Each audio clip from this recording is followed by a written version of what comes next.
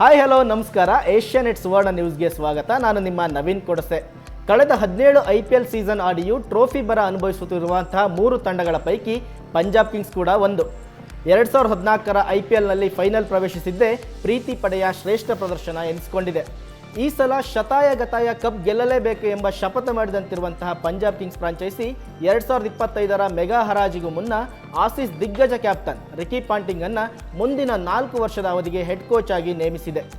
ಇನ್ನು ಕಳೆದ ಆವೃತ್ತಿಯ IPLನಲ್ಲಿ ದಶಕದ ಬಳಿಕ KKR ತಂಡವನ್ನು ಚಾಂಪಿಯನ್ ಪಟ್ಟಕ್ಕೇರಿಸಿದಂತಹ ಕ್ಯಾಪ್ಟನ್ ಶ್ರೇಯಸ್ ಅಯ್ಯರ್ಗೆ ಮೆಗಾ ಹರಾಜಿನಲ್ಲಿ ಬರೋಬ್ಬರಿ 26.75 ಕೋಟಿ ರೂಪಾಯಿ ನೀಡಿ ಕರೆತಂದಿದೆ. ಈಗ ಶ್ರೇಯಸ್ ಅಯ್ಯರ್ ಹಾಗೂ ರಿಕಿ ಪಾಂಟಿಂಗ್ ಎನ್ನುವ ಕಿಲಾಡಿ ಜೋಡಿ ಪಂಜಾಬ್ ಕಿಂಗ್ಸ್ ತೆಕ್ಕೆಯಲ್ಲಿದ್ದಾರೆ. ಇದೇ ಜೋಡಿ 2020ರ IPLನಲ್ಲಿ ಡೆಲ್ಲಿ ಕ್ಯಾಪಿಟಲ್ಸ್ ತಂಡವನ್ನು ಚೊಚ್ಚಲ ಬಾರಿಗೆ ಫೈನಲ್ಗೇರಿಸಿತ್ತು. ಇನ್ನು ಕಳೆದ 5 IPLನಲ್ಲಿ ಪ್ಲೇ ಆಫ್ ಗೇರ್ಲಿಕ್ಕೆ ವಿಫಲವಾಗಿರ್ತಕ್ಕಂಥ ಪಂಜಾಬ್ ಕಿಂಗ್ಸ್ ತಂಡಕ್ಕೆ ಅಯ್ಯರ್ ಹಾಗೂ ಪಾಂಟಿಂಗ್ ಜೋಡಿ ಚೊಚ್ಚಲ IPL ಟ್ರೋಫಿ ಗೆದ್ದು ಕೊಡುತ್ತಾ ಅನ್ನೋದನ್ನು ಕಾದು ನೋಡಬೇಕಿದೆ. IPL ಹಾಗೂ ಕ್ರೀಡಾ ಜಗತ್ತಿನ ಪ್ರತಿಕ್ಷಣದ ಸುದ್ದಿಗಳಿಗಾಗಿ ನಿರಂತರವಾಗಿ ಭೇಟಿ ಕೊಡಿ ಏಷ್ಯಾನೆಟ್ ಸುವರ್ಣ ನ್ಯೂಸ್.